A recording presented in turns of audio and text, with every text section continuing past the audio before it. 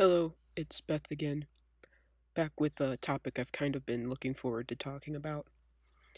Um, Today will be about, well, you saw it in the title, old, cringy stories I wrote when I was kind of a preteen and older teenager. Um, I have a lot of stories I could share, but I just want to talk about my embarrassing ones. A little disclaimer, if you're a younger author or maybe you're just new to writing in general, I do want to encourage you to write, even if you think your idea might be embarrassing, because a few of the old stories I'm going to mention are mostly cringy to me because I was inexperienced when I wrote them. But some of the ideas still have potential if I ever wanted to rework them. No writing is ever a waste of time because you'll practice and study your favorite techniques and you'll improve. And I say all that because I'm going to be dissing my old writing and I don't want anyone to be like, oh, that's how I write right now. So I'm like cringy and embarrassing and I should just quit. No, don't quit. That is not what I'm getting at. I think we all like to kind of laugh at our old, younger selves because we were more immature, we weren't fully developed. It's like, oh my gosh, why did I act like that? Anyways, if you can't tell, I'm still kind of sick, and I'm sick of being sick if we're honest. It's not going to stop me from recording because, like I said, I've kind of been looking forward to this one, and I was kind of waiting to see if this would go away, but it hasn't. So you'll have to bear with me as I have my scratchy voice thing and my coughing fits, which don't worry, I'll cut those out in between the scenes here. I wanted to start off with a story I wrote when I was, ooh, I think I was 12, 11 or 12. I think this is like the official first sort of chapter book I wrote, even though it was like like in a super skinny notebook. So it wasn't long at all, but it was long to 11-year-old me. Yeah, and it was about these two girls and this magic swing they found, I believe, in the one friend's basement or something. Like they went down the stairs and but the stairs didn't lead to the basement anymore. There was like this wispy galaxy looking place with all these pretty clouds and there was a swing at the bottom of the steps. And they would sit on the swing, they'd swing on it, and when they got high enough, it would like swing them into another realm. Now, if this sounds like a cool idea, that's because I think I was actually heavily inspired by a book I was reading at the time. When I was writing this little script thing, I was trying to find the book. I was like, I can't remember what it was called. I think it was The Diamond in the Window. Or that was the first book, and the second book was about magic swings. And that's where my idea came from. Oh, here it is, Swing in the Summer House. That was the one. Same author, different book. So, my first novel. If memory serves, it was nothing special. Two girls use the magic swing, they go to a fantasy land, and they're like besties, and the one bestie, for some reason, when she swings into the realm, she is given like a role, and she's an evil queen or something, and then her other friend has to find a way to break this curse. And of course, it wouldn't be a typical preteen story without me dropping in all these cute fantasy dudes that main character comes across, and uh, they all think like she's the love of their lives. Um, Look, 12-year-old me gets a pass because for this Mary Sue mistake. I sometimes think about rewriting it, but this is one where I wasn't sure. There's not a lot of substance to it, so I don't know how worth it would be. There'd probably be like three elements that remained the same, but the rest would have to be scrapped, and I'd have to build it from the ground up, which I could do, but I have so many other stories that I'm trying to write at the moment that it's like not the first thing on my mind. So maybe someday, but right now, nah. And I can't even remember the ending of that story. It's basically like she saves her best friend, and then more cute boys come around and like are hitting on them or whatever, hitting on them in a way only an 11-year-old can imagine, and then they go back home. How do they get back home? I don't remember. I think it was something like they found this rare fruit, and if you eat the fruit, it teleports you back to your world or something. I don't know. So the first one was pretty short. Um, Moving on to story 2, which will be longer, because this one I actually put more effort into. I think I was about 13 when I wrote this one. Our lead character was a werecat named Felina. I know, very creative of me. I believe that's just what I titled the story as well, Felina. Um, but in this story, she doesn't know she's a werecat because she was adopted, and so when her body starts changing in these supernatural ways, like she gets cat ears and she can start seeing in the dark, which she uses her seeing in the dark power to read books in the middle of the night so her mom doesn't know. That was very rebellious of her, I know. Watch out. She's very badass. Um, and then, like, eventually she gets a tail, and she'll be able to, like, turn off these attributes at one point, but at first she can't control it. She's only, like, 16 years old or something, and she's just now going through these werecat phases. So her parents can't help her, and she doesn't know what's going on.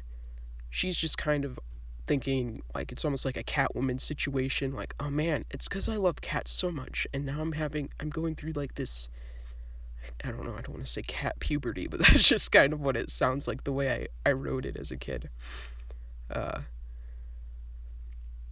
then, if that wasn't, like, wild enough, it gets stupid and crazy.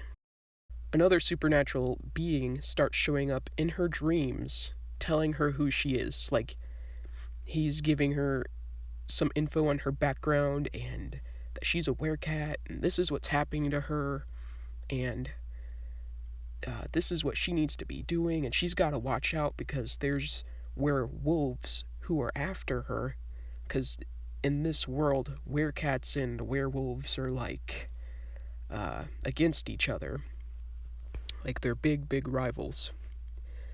But he isn't a werecat.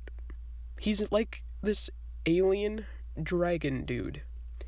Yeah, you heard that right. He's from a different planet entirely.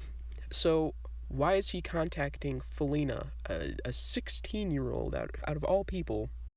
Listen, it physically hurts me to say this, but it's because they were fated to be together. I know.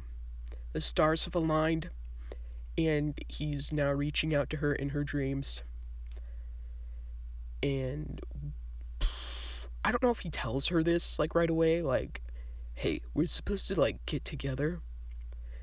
Like, when I wrote this as a kid, being 16 and being in love was not a big deal.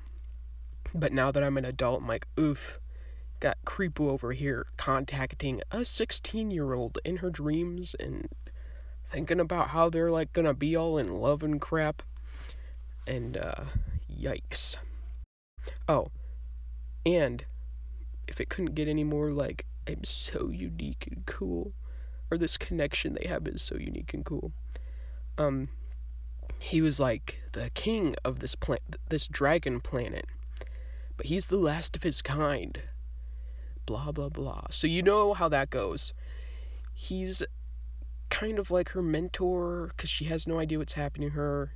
So, like, she kind of wants his advice, but at the same time, she's like, man, I kind of hate this guy, you know? So at least she had some sense in her head. She sees him as this pretentious, cocky bastard, and all she wants to do is kick his ass. But she's only, like, just now learning how to fight. Like, I had in the story, she took karate in elementary, but, like, that doesn't, like, I took karate in elementary. Do you know how much I remember about karate?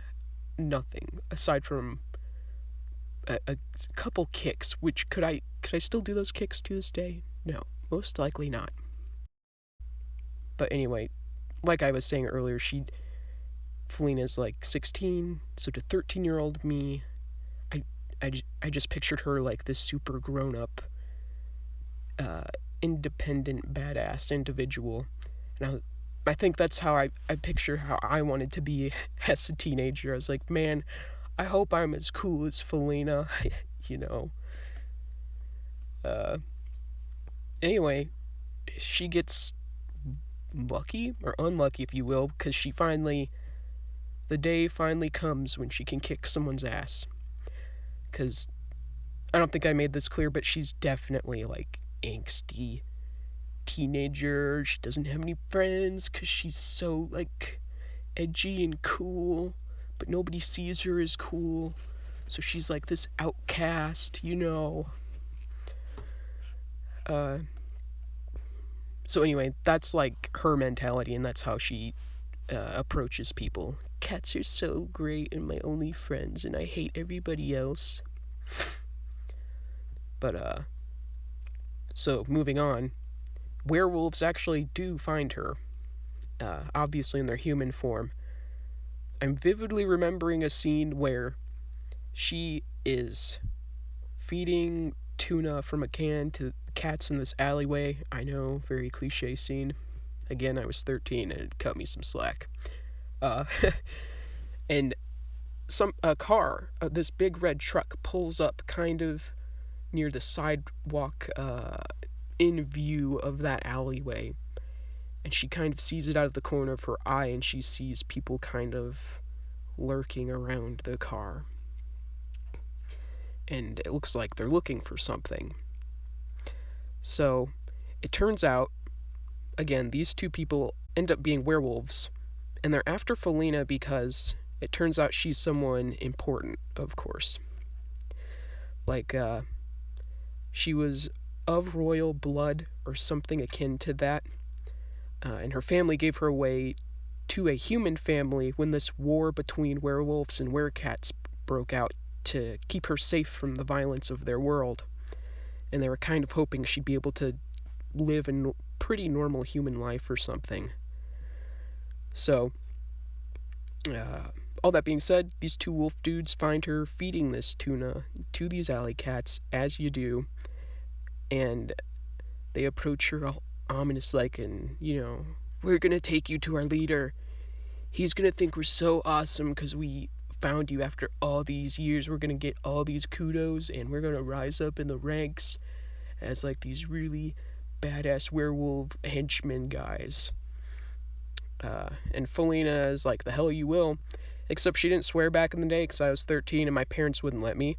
But now I'm an adult and no one can stop me. And with Felina's personality, I think swearing suits her, so Felina is now allowed to say fuck.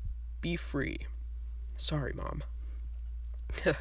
But anyways, she doesn't take them down entirely. Like you would think I would have had it all play out. Like she doing all these air kicks and beat the crap out of them, and it was just this easy fight, and woo, she showed them, but really she almost gets kidnapped.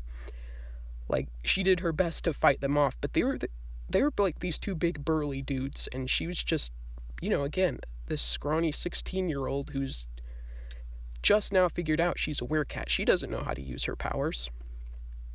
But luckily, she's able to find the right opening to kick the bigger one away from her, and she runs. She makes an escape. I think she had to hide somewhere. For some reason I'm picturing her hiding, like, actually in the bed of their truck, so they think they've, like, caught her, but she was able to escape while they were driving or something. That scene's popping in my head. I don't fully remember if that's what happened, and, frankly, I'm not gonna go dig out my notebook to double check if that's what happened, because I have no idea where I put my Felina book. And I don't want to look for it. So anyway, she escapes, and from here, I think this one is when she starts debating whether or not she wants to go home to her human family, because now she's worried, because, you know, they found her. They kind of know the general area where she is, and she's like, man, I don't want my adopted parents to, like, get caught in this crossfire. So, oh, and this was a side note. as I was typing up my script, I just remembered, I think I named this dragon dude Xerxes. I hate it. Uh, I don't know why. I used to think names that start with X were like super, super cool, and I'd just pick up any X name and give it to the male love interest in the story. Uh, and now anything that starts with X I associate with, younger me, and I'm like, don't like that, not at all. So anyway, Xerxes is still visiting Felina's dreams, and I think he was like, dude, I'm gonna come visit you, like, for real, like on Earth, and I want to take you back to my planet because you're not safe anymore. And again, Felina's like, the hell you are. I'm I'm not leaving my parents or especially going anywhere with you. Like, if I leave my parents' place, why the hell would I go with some dragon alien dude who's meeting me in my dreams? I'm not stupid. So then this leads into uh, her getting kidnapped by the werewolves. I can't remember like what happens in between, uh, like leading up to that, because I think, again, I started writing this when I was very young, and this was before I started like plotting out, uh, like bullet pointing at least stuff that would happen in the story, so that I kind of had a direction to take things. So I wasn't good at brainstorming or like uh, finding interesting ways to drive a plot. So it was probably something very boring or abrupt that like led her into being kidnapped. Or I skipped a section entirely to lead into her being captured by these werewolves because she thought she could do this on her own. And I think in my head I didn't even know fully why they wanted Felina. I think she was like being tortured or something dramatic like that, and I think that's where I left it, like in writing. It just ends with her like being trapped by these werewolves. Uh, and she also does eventually go to Xerxes' planet. I can't remember why. I think it's because she's being held hostage by these werewolves, right? And of course somebody has to come save the day. She can't save herself. So Xerxes has to come and like beat up all the werewolves for her. And I think she said like a final goodbye to her parents or something cliche like that, and then she leaves with Xerxes to go to his planet. Which, yes, I had a big brain moment and named the planet Nogard, which, uh, spoiler alert, just is dragon backwards. It was a big fiery lava planet, and I have no idea how Felina would realistically survive in an environment like that. If I were to write her story now, I would have her kick Xerxes' ass because I hate his name so much. Or maybe he'd be the real villain of the story, like he's mentoring her, but what are his true motives? Like, where does he really play in? Uh, but if as soon as someone becomes a villain, they become hot. So I don't know how I feel about that. And this is where, when it got into my writing, I started never finishing any of my stories because I'd hit all these mental roadblocks. Like I was saying before, I wouldn't plot stuff out. Uh, and I was obsessed with my badass girl lead characters, like having these love interests. And for some reason, that always sapped the life out of my writing. Like, kid me didn't know this, but when I reread my stuff each time, I was like, yee, time to give MC a lover. And I'd immediately lose interest in all my work. Like, lover came in and plot left. And that's not to say I don't like romance now. However, most of my stories, I use it pretty sparingly and not as a plot point. weirdly, the only romance I really actually get into these days are in mangas. Uh, Married to the Beast King is one that I really liked, and I liked Bride of the Water God. I liked. Uh, I'm gonna say this wrong. I always say part of it wrong. The Ancient Magus Bride. The Magus part. Magus? I don't freaking know. It's another. I should look up how to say that before I read this, but don't really feel like it's not that important to me, anyways. You get the point. I think you know what I'm talking about. And if not, you can look it up. You'll see. So it's a lot of the theme I seem to like is the being thrown into a relationship where it's like, oh, I don't know this person, and this. I don't want to say it seems like forced, but it kind of is like an arranged marriage, and so then they have to figure out if they're really going to love each other or whatever. Those are always the ones I kind of was into. To give you an idea of how I would then write romance, that's that's how Kid Me liked writing stuff, and sometimes it wasn't great. So next up, I have my Gretel and Hansel story, which embarrassingly titled Sweet Sorrows. It wasn't even that like much of a sob story. I wanted to be all dramatic about it. So anyway, I did bring this up briefly in Void Talk 1.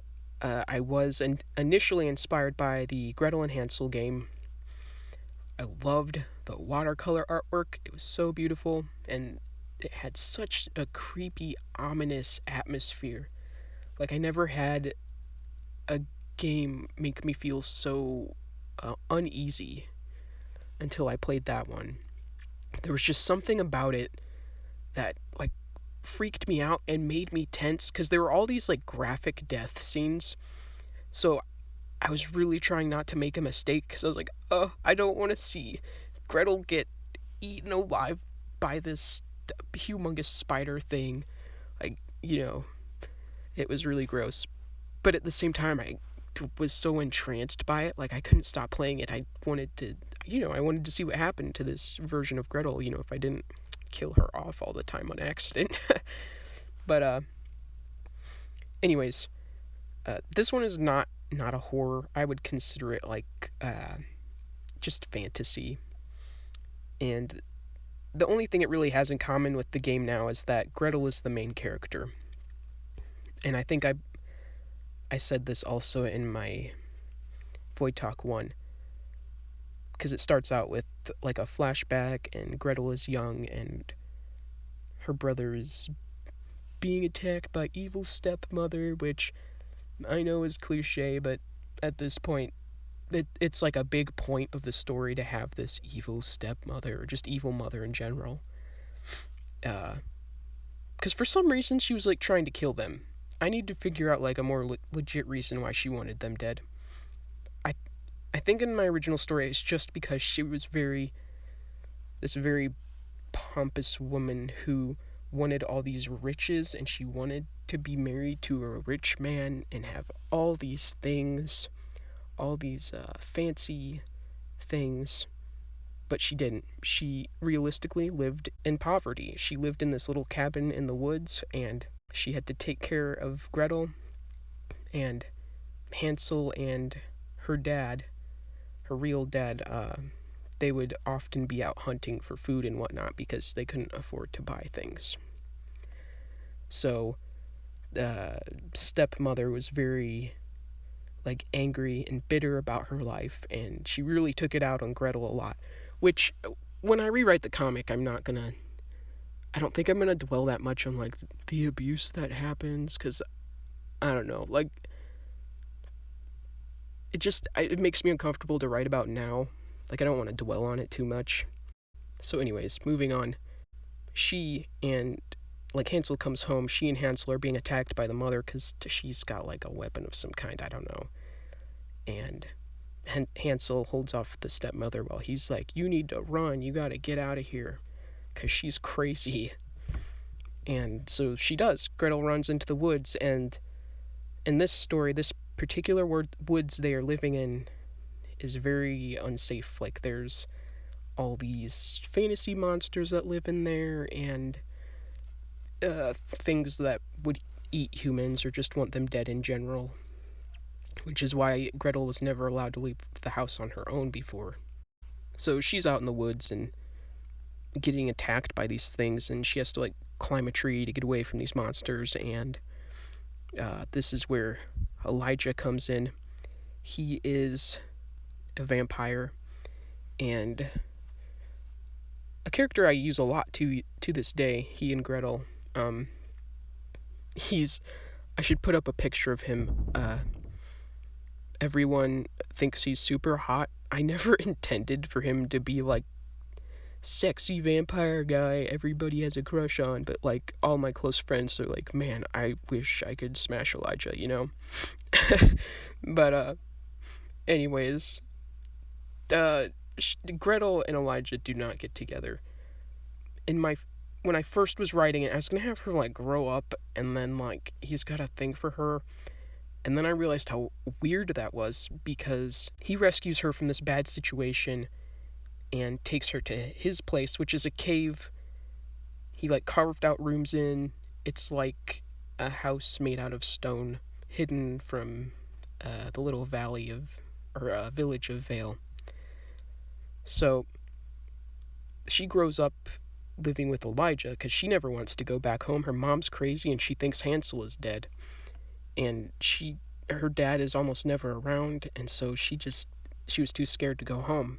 So it was really a good thing for her to move here, because she learned a lot of stuff, like how to navigate through the woods without getting into too much trouble, and setting up traps to catch her own food. She grows a garden, all that jazz. Anyway, all that being said, Elijah basically raises her from she was like 12 years old, and then I think she's 16 in the main story. And so even that alone, her still being a teenager, he's not going to be in love with her. He's more like father figure.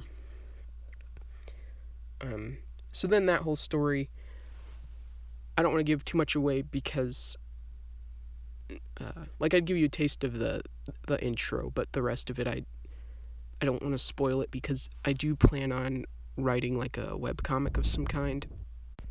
Like, I've been redrafting the comic, and I even have like a spin-off comic I wanted to do with one of my sister's characters, because her character and Gretel would be like this chaotic duo, and we were going to make a goofy, like a bunch of short comics that would lead up to being like a whole story. But it's going to be like, her character is named Victor. Victor and Gretel would make their own YouTube channel and record themselves doing dumb stuff and pranks and anything super obnoxious. Gretel's like a public nuisance or whatever, and Victor's the kind who's like, I don't give a shit about anything, so sure, I'll go and like burn something down with you, commit arson, whatever.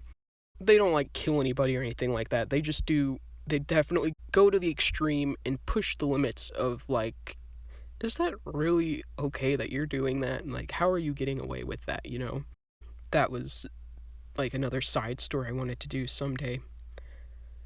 I wanted to be like posting them on Webtoon, but something about that confuses me, like the canvas sizes I have to make, and like how I upload, because I don't know, I'd probably do it from my phone or my iPad, and I don't know, they say like the setup's different on a laptop versus your phone, and you gotta make sure it looks right on both, because you don't know where people will be reading from, and I'm probably making it more complicated than it is. But I don't know, I've just been nervous about starting it and then trying to share it. It's kind of been like with this YouTube channel.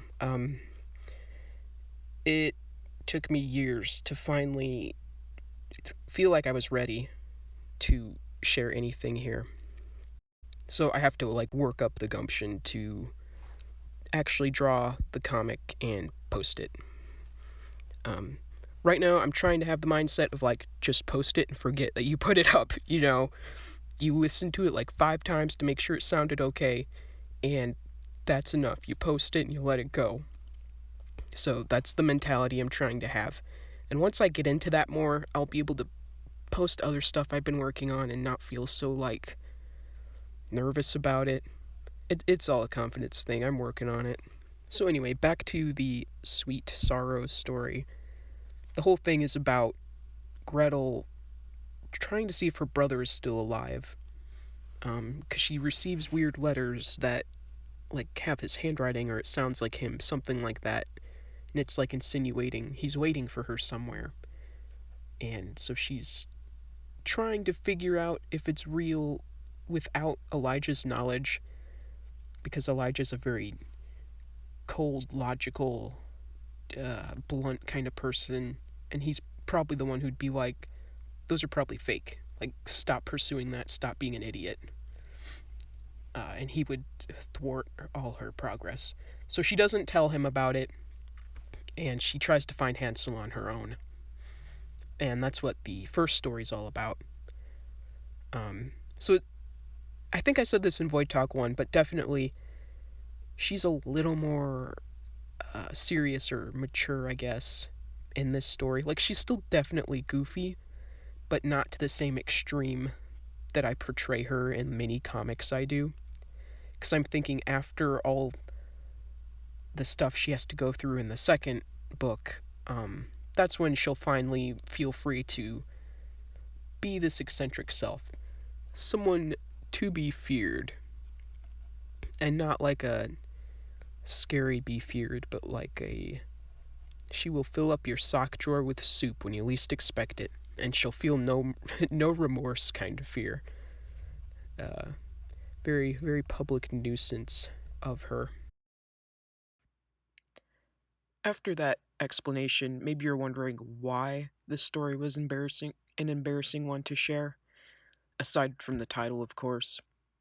Well, lucky you, I have the old notebook I first wrote this in. I know, I wasn't gonna grab the notebooks for any of my other old stories, but this one I happen to know exactly where it was. So, Sweet Sorrows was my first completed comic. So, every page is full of awful, terrible art. The characters all have the old Dorito shaped heads and half assed line work in general. Uh, there were times I just wanted to make progress in the comic, even if it turned out ugly, so that adds to some of the terribleness of it all. Let me tell you though, some of these panels I was super proud of back in the day. Like, I remember spending hours drawing more detailed sections of this book. It's also fun to see how far I've come since then. Now when I spend hours and hours on something, I have much better results, and I am proud of myself in that aspect. So if you'd like to see some of my old art, I'll put a few of the panels up now. Uh, this is what made it cringe to me, I suppose. That, and I reworked a lot of the plot since then, so the whole new version I'm working on is much more improved than this one.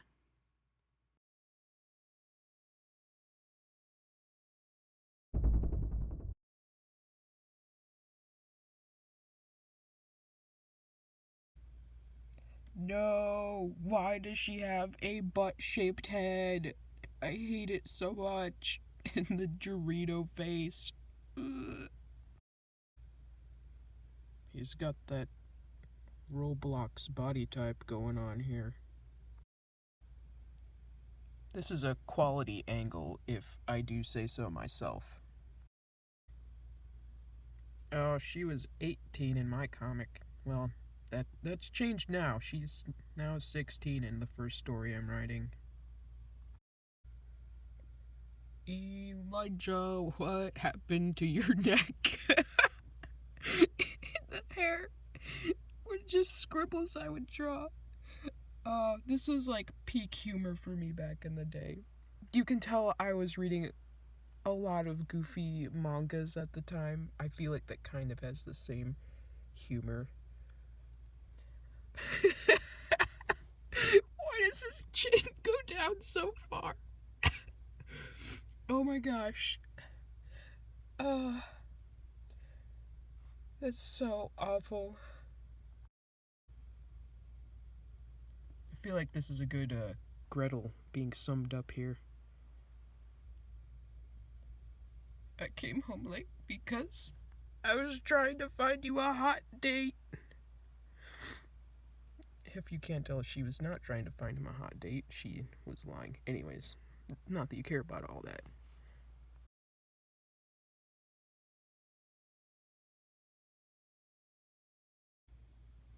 Yes. That was supposed to be like her forefinger, but I always like messed up hands, like they'd be backwards, or I would do this. That is her pinky. And that was not my intention.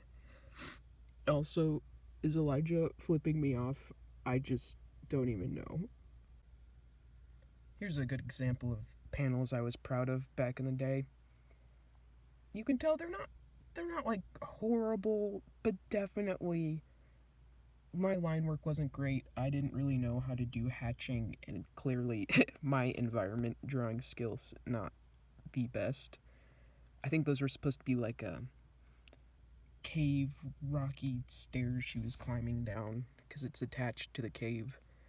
Which, how can a cave be inconspicuous and also have this great staircase leading up to their hideout? I don't know. But yeah, stuff like this. Again, profile view, does it look really good? No, but I remember specifically spending more time on areas like this, and I just thought I did such a great job. Which, I did good for the time and for my age, but yeah.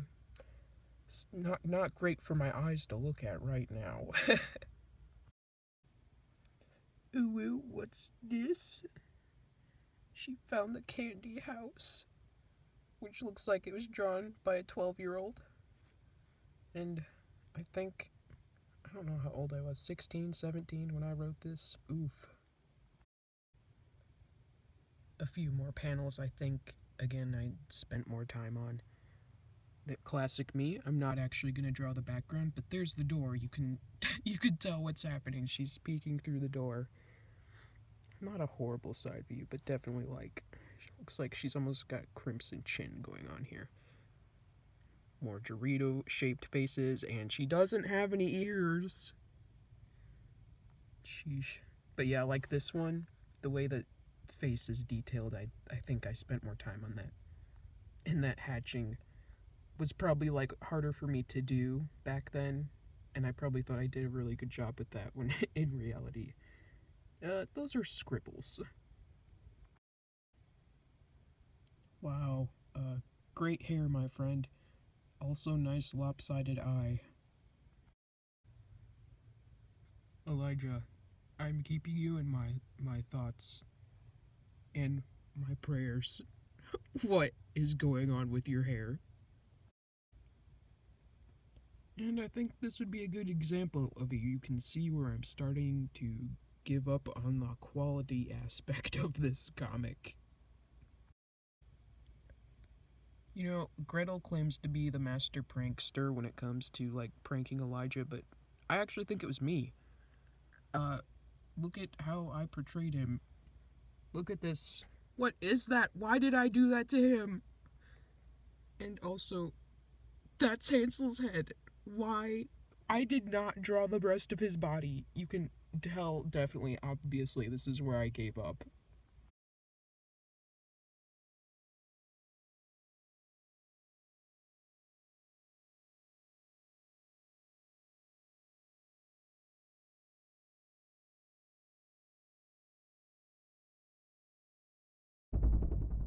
Next story. I briefly mentioned my romance. Bruh, if I could, just speak like a human being, that'd be so great. Apparently, that's like an imaginary world of mine. In an alternate universe, I'm very coherent. If only I could be her. So, I briefly mentioned my romance plot formula, where I'd bring in a love interest and soon after quickly dropped the story because I just didn't know where to go with it. I didn't know how to write plot. In this particular story, it sort of follows the romance plot, but it's a little different. The romantic interest turns out to be evil. And two, I actually wrote a good chunk past the first meeting with him, because I think I was able to create more conflict since main character, who I'm just going to call June because I can't remember what I named her, June hates this guy because he's evil. He's a horrible person. And so it's like all about her trying to get out of this situation with him. This is still when I would write from the seat of my pants, you know. All my characters were kind of the same. I still eventually dropped it because I didn't plan it. I did not plot. I didn't brainstorm. I was like, if I cannot write this from the seat of my pants, then it must not be a good story. I can't do it. I don't know where to go from here. And so there it lays, somewhere under my bed, abandoned for good. Well, not for good. I might actually go back to that story sometime, but like I said, it's the same with the girls in the magic swing. I'm not going to do it right now because I have all this other stuff I'm trying to work on, all this stuff being so many stories that I'm trying to work on that to me are more important than this. But maybe someday. And again, I think the characters were a big problem this time because I had the same character formula. And by this I mean every story I wrote until now had that angsty, edgy, stubborn girl who didn't let anyone push her around. Oh no, I think I just described the character from the main novel I'm working on right now. Frick. Oh well, that's for another time to think about. Anyway, there's always some overly assertive, borderline creep dude who's like in love with E-girl, and she's always hair toss, as if I would want you. But then the story progresses, and for some reason she does end up wanting him, no matter how pushy and annoying he was. I had same character personalities, with minimal substance to them, but again, this one almost worked because I did change up my norm a little bit. Starting off our story, we have 3 characters, 2 main people, again, whose names I've forgotten. So the dude is going to be named Chad, and the girl is June. They were the first ones to pop into my head, and the third character dies, like, right away, but I remember his name was Andrew.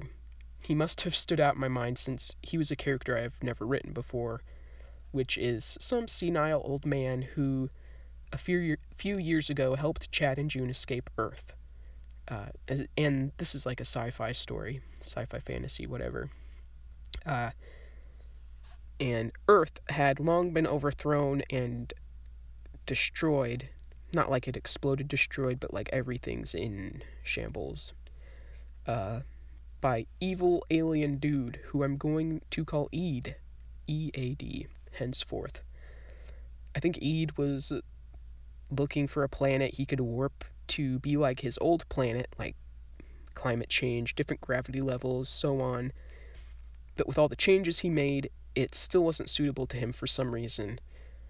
I'm not sure why, but he decided to like wipe out all the human race just for funsies, like, oh man, my plan didn't work out, time to kill everyone. During Eid's rampage, there was a small group of humans quickly trying to build a livable space on Mars, which required some traveling there back and forth from Earth to Mars a couple times for supplies. And during one of their last times coming back, Eid was there ready to fuck everything up. In a small escape pod, Chad, June, and Andrew were able to escape the madness, and more people were supposed to follow them, but when they got to Mars, no more ships showed up.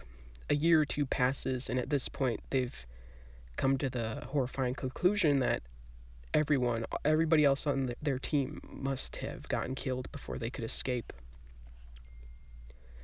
So they've been chilling on Mars in these bubble-like glass domes sprinkled all over the place. They were like full of oxygen, better environments in general, so they were like, livable, habitable, what have you. Moving on to a topic, the fall of Andrew and them escaping back to Earth. Enter our bombastic boy, aka Chad, who's coming home from dune surfing, whatever that is. Seriously, I never elaborated on this, and from what I can tell from pictures of Mars' surface, there are no dunes. Imagine with me for a moment, if you will, that there are rolling dunes that can be surfed. June is waiting for him, arms akimbo. "Where's Andrew?" she asks. And Chad is acting all cocky, and he's like, "Hey, that dude, he's fine. He's at the hot springs, and he knows his way back." And June gets mad because Andrew's a frail old man at this point, and he needs help getting around. Chad's one job is to make sure Andrew gets from point A to point B safely. So together, they go back to check on him, and dude's just dead, eternally cooking in the hot springs. Can we have a moment of silence for Andrew, some rando old man we never got to know? Anyway, I'm over it.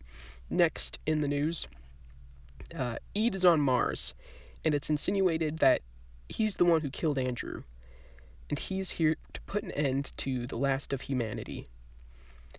Enter the next story idea I ripped off because I loved it so much, Claymore. I loved the manga Claymore. If you haven't read it, highly recommend. Anyway, there was this one character in the manga called Rifle of the West, who is like this super powerful monster, and she could turn her hair into these long, flat ribbons that were like super sharp. And during one scene, she even uses one of these ribbons as like a surrogate limb, well, in a more human form, during this critical battle. It was super cool. I really wish they could like make a live action of Claymore, but that's another story for another time. Anyway, I used this ribbon hair concept for Ede because he could stretch them all out super long, but they only came from his head, whereas Rifle of the West, she was super cool. She could do it like her whole body could be made out of those ribbons. She's so awesome. Anyways, he'd walk around with his long hair ribbons like he was Doc Ock or something. So he's stomping around the Marscape, smashing shit up, and Chad and June run to the only escape pod left and risk going back to Earth. Next topic, them getting kidnapped. So they get to Earth and gravity's fucked. Like there's floating debris, traffic signs, and there's even buildings that have been ripped out of the ground and they're like hung upside down in the air, making the whole world like this maze-like mess. And they land, and by that I mean they powered down the pod once they were close to the ground, but it kind of just floated in midair. And they get out, quickly trying to find some place to hide because Ede is hot on their tail. Sorry, I said that weird. Ede. They would have made it out if June hadn't sneezed. Not joking. She like makes this explosive sneeze, and Ede is able to locate them because they were like in this well-hidden spot, and she just ruins it. And with this lack of gravity area, they can't exactly run away, so they're like hopping / swinging from sign to signpost and clinging to the buildings best they can, lest this unforgiving gravity pull them high into the sky. Somewhere along the line, they get separated, and Jude goes back. Jude. Can I just be normal? June goes back to the escape pod to hide. Surprise, surprise, she's found by none other than Ede himself, and thus she gets kidnapped. Because, I don't know, Ede finds her cute or something, and the theme coming in here, he's the last of his kind and he needs to repopulate his planet. I know, ew, disgusting, but that's what I wrote. This is the whole point of this video. So embarrassing and cringe, but what can you do? Anyways, moving on to the next topic, new planet. So she's taken back to Eid's planet, which is like covered in moss or something, and uh, Eid uses his hair to clean the moss away, his ribbon hair. This puts such a dumb image in my head. Uh, to reveal it's actually a completely mechanical planet. And obviously, June hates him and is wondering if Chad is going to be okay. Is he still dooning it up on Earth? We'll never know. So I'm sure you're wondering why Eve didn't just like why did he leave his planet if there was still like it was just covered in moss and it's still like habitable. Uh why did he leave? Why did he go to Earth and just like destroy everything? I guess the only reasoning can be is he had to find a cute girl to hook up with so that he could take her back to his planet. But then that like defeats the purpose of him trying to change Earth to fit his habitation needs, I suppose. So if you're confused on that, so am I. That was never clarified by younger me. As are many things in my old stories, old plot holes. So clearly June hates Eid, and for good reason. You can't exactly repopulate a planet if your lover hates your guts. So, this is awkward. This is more than awkward, it's very creepy. Um, Eid has this ring, right? This magic mechanical ring or whatever, and he gives it to June. Like he puts it on her finger, and it's a like mind control ring. I bet you can see where this is going. I don't even like saying this out loud. Part of me is like, why are you sharing this story if this is like your worst one? This is why I'm sharing the worst one, because this will probably be the most interesting one to listen to, because everyone's cringing with me going, oh my gosh, why did you do that? I don't know, because I had to have them make babies together, and the only way that was going to happen is if June's brainwashed into thinking she's in love with him. So, yeah, she that just happens to her. She gets brainwashed. Uh, so yeah, please know that I hate this as much as you do. So in this story, the alien pregnancies are like they go by super fast, and I think this may have been my brief like inspired by Twilight moment, because I think that's how it was in that story too. Like the vampire pregnancy was really obscenely quick or something, and it took a toll on Bella's body, and like it ripped itself out of her stomach like Alien, you know? And I think I used that similar concept with this specific sort of alien pregnancy. Except in this one, Eid has this magical medicinal plant, whatever that's on his planet, which another plot hole, because if it's a mechanical planet, first of all, where did the moss come from? Second of all, how does he have plant life on here? Because I think in my younger head I was just thinking everything's mechanical. But he's not mechanical, so I don't... Whatever. Big plot hole. Just don't question it too much, because it's just not going to make sense. It's not. Anyways, so on a mechanical planet, there is a plant that has like... I don't know if it's the fruit or it's like leaves. I think it was like... I'm picturing like seaweed, and it was like really wet, and he would like lay it on her wound, like, you know, where the baby like rips itself out of her, and it's like an instant healing thing. And so, you know, thank God she's able to get pregnant again. And I'm not kidding, she has one baby. Why did I say that so weird? She has one baby, and I think it was a daughter, and then almost immediately, like, she's pregnant again. I don't know. I didn't really go into that. Now, up until this point, June thinks Chad is dead. because he was left on Earth, and the Earth resources and environment were not that sustainable anymore. So, and I think their pod, I don't know if it could have gotten back to Mars. So, again, another thing that's not really explained. But anyway, all that being said, rip Chad. We F's in the chat. We all think he's dead. June doesn't really have any hope of escape, which I don't know why she'd have an inkling of hope of escape when she's being brainwashed, but maybe there was like a sliver of like uh, free thinking left in her. I don't know. But guess what? Chad is still alive. And I didn't go back to check in my notebook because, again, I don't want to have to dig it out. I have no idea where I put it. But I doodled pictures in there, and I'm fairly certain I gave Chad an eye patch for some reason.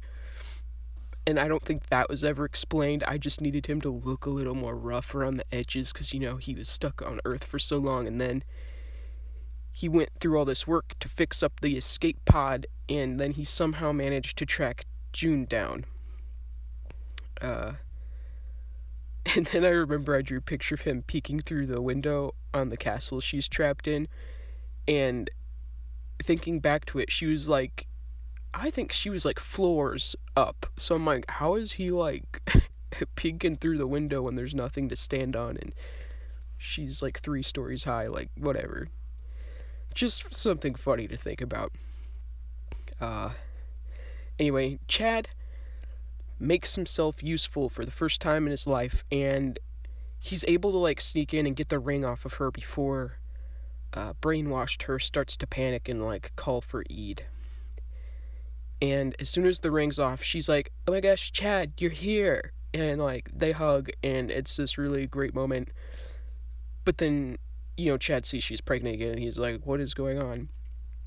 And she has to roughly explain, and in their plans to escape, she has to steal some of that medicinal herb or whatever is from that tree, so that whenever she has to give birth,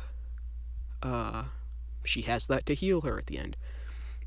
So I think as they're escaping, like they're getting on this ship Chad made, or like he hijacked, I don't know.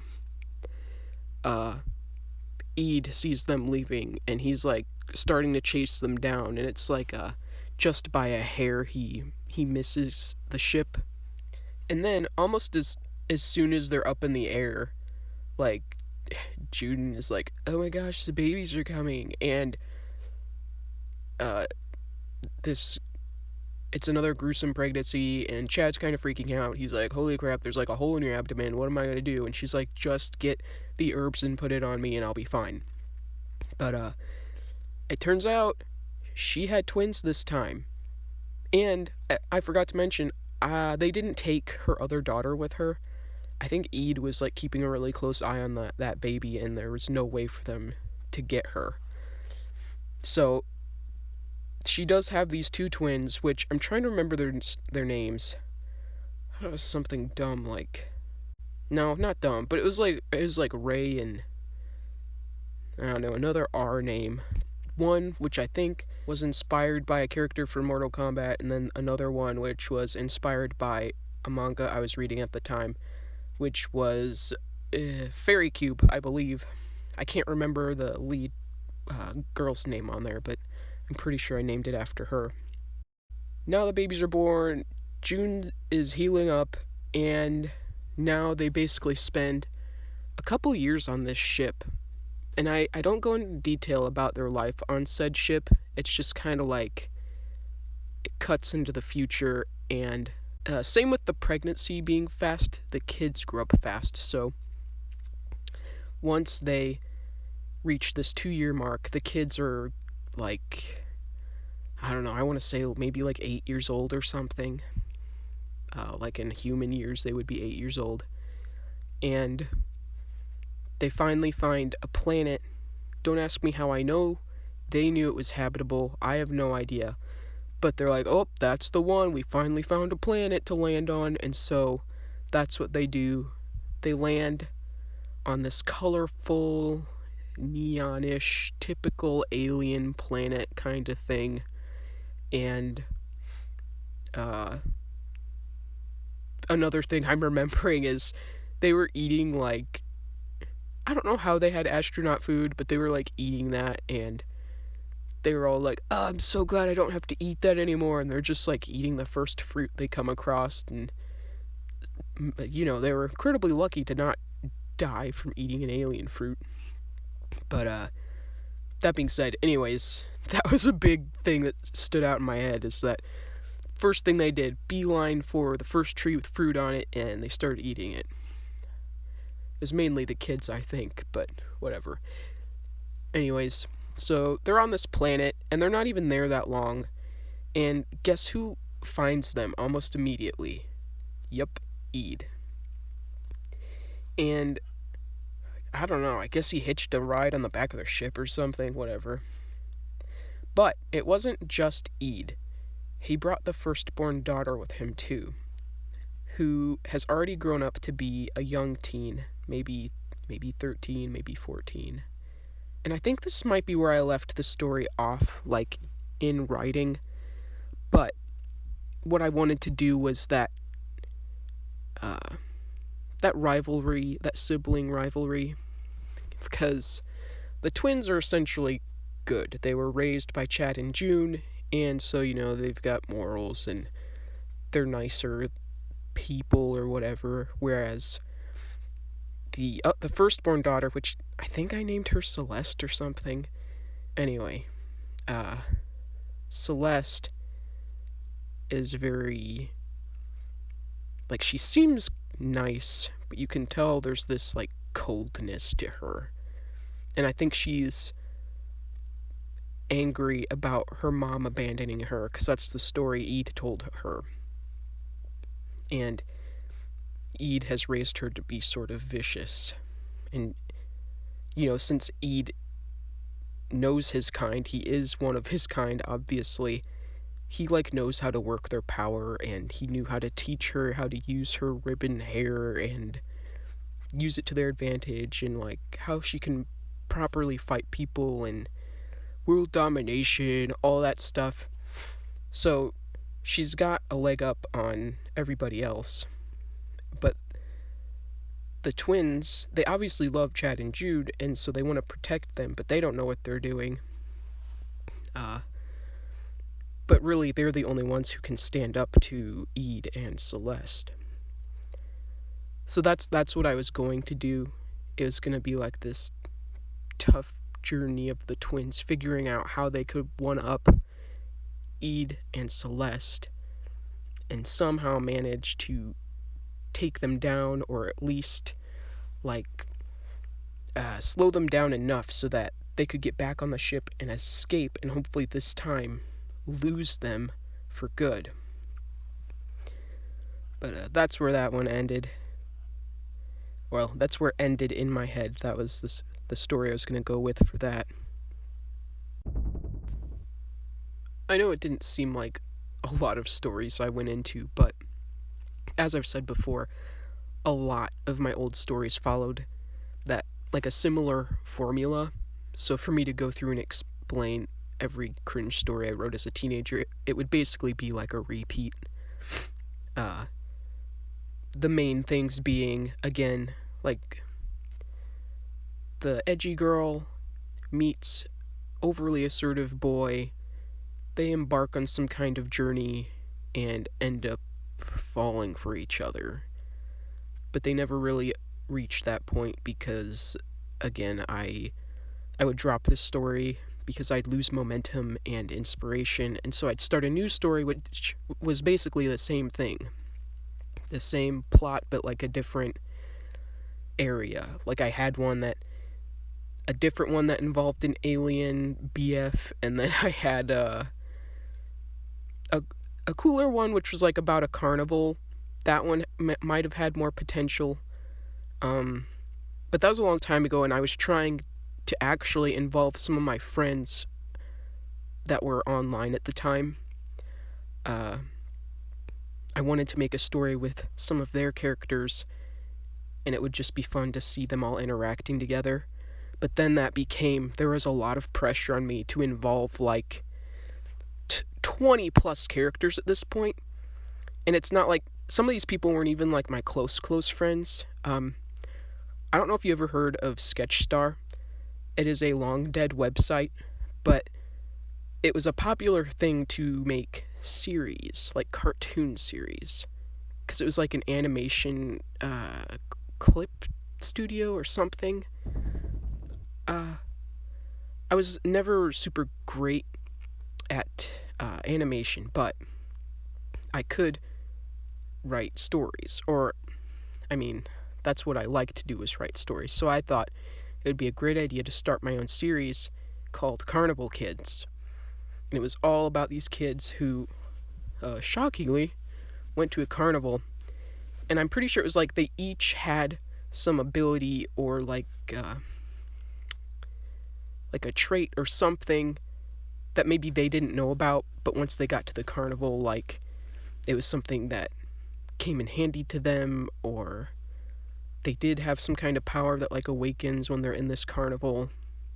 So it was like a cool story concept, but again, for me to fit in so many of my friends' characters, or even people who just like they would submit a character, like they would make their own. It's not an animation, but it was several like frames, and it would be, this is my character, this is kind of their personality, and can she join Carnival Kids?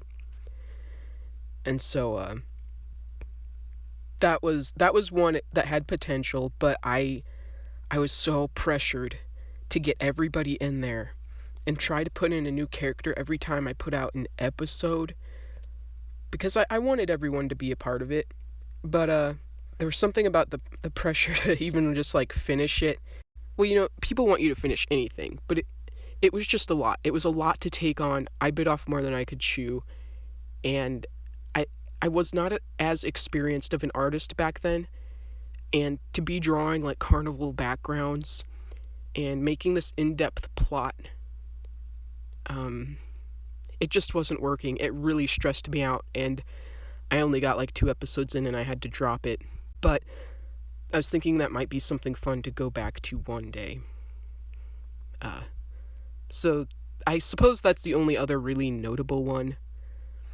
Because I had another one where same scenario. It's girl somehow gets into situation with mystery man and they're trapped in this house together. That's all I can picture is like it's caught in a whirlwind. Like it's this flying house in this swirling atmosphere, and they're like trapped in this realm. Like the house is a realm, and they can't get out. Like if you tried to leave the house, you would turn to dust and die or something. I don't know. So a bunch of interesting mini concepts, I suppose. But if I were to rewrite any of these, they'd have to be completely reworked. And a lot of these old stories, it was just these two characters, girl meet boy. They're the only ones in the story. It would be incredibly difficult to write a plot with just two characters. Uh, it doesn't create much conflict, and where does the bad guy come in? I don't know. It was just complicated, so everything would have to be rewritten. That's about it. At least for cringy stories, I could probably go into um, current stories I'm working on, or I don't want to read too many of my actual stories on here. I don't think, at least not right now. But for all my stories, I am creating a mythology, like all these gods or immortals or whatever that play into each of my storylines. Because I have several stories I'm writing, and they're all connected. And in the background of most of them, there'll be mention of these immortals or traces of them that might be subtle, but like you wouldn't really know until you've read most of their stories, or if you listen to my mythology here, because that was another one of my ideas. I was thinking I could write up the mythology and read some of that. But I think that's the end of it. Uh, that's about all I have story-wise right now. And this void talk will probably be a little shorter than my last one, but that might be a good thing. This is kind of off topic, so if you don't want to listen anymore, you can feel free to click off. But my last Void Talk 1, that took like all day to upload. And it was annoying because my laptop, I would try to leave it set so that the video would upload. But once the screensaver turns on, for some reason I think it would halt the uploading. So I'd have to come back, check on my laptop, and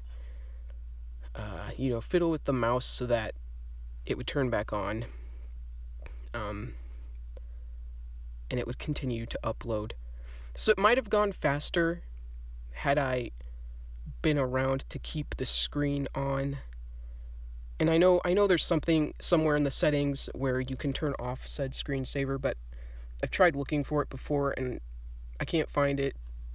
And for other reasons, I do like the screensaver thing. If I left my laptop somewhere and I don't want anyone thinking they can just, oh, it's on, I'm just gonna peruse her laptop. Like, no. But anyway, that other video took me all day to upload, and that was like 2 hours long.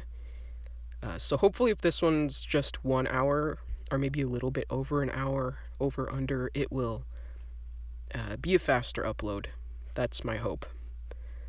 Because I so badly wanted to post it the day I started uploading it, but it was reaching midnight, and I was like, I am so tired. I have to go to bed, and the stupid thing now is processing, and it says 40 minutes.